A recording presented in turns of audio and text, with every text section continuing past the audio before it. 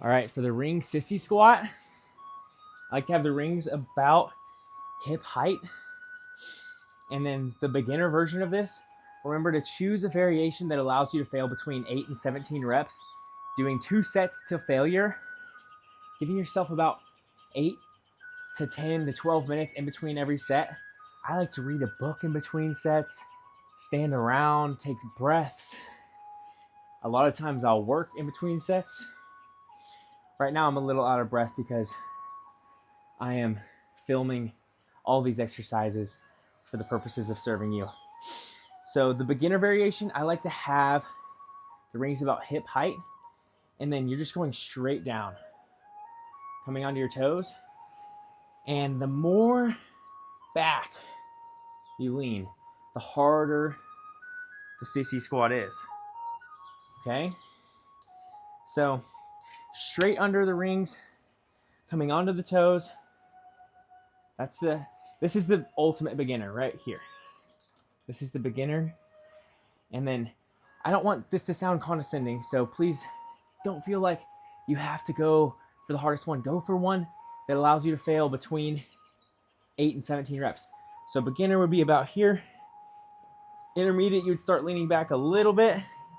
And then advanced, if you can do it free floating 8 to 17 times, that's amazing. And then maybe grab on for a couple extra. Advanced would be all the way back here, trying to touch your knees to the ground in front of you.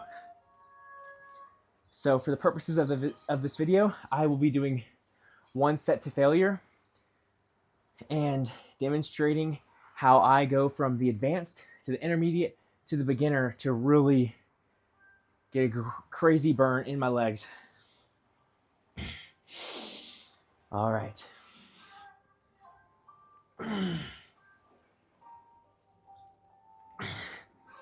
Sometimes I'll just stay back like this to keep tension in the quads.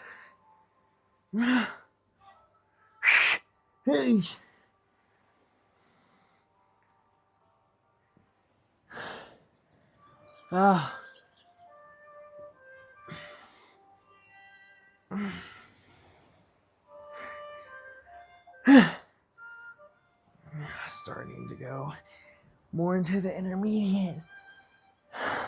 Oh my goodness. Using my arms to help me. These can get really hard.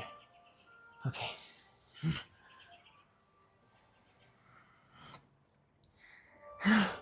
The more you try and dip your knees to the earth, the harder the exercise gets. And I'm pretty fried. There's no need to overdo it here. Just to failure is usually great. Even if I just did the advanced variation all the way to failure, it would be very, very effective.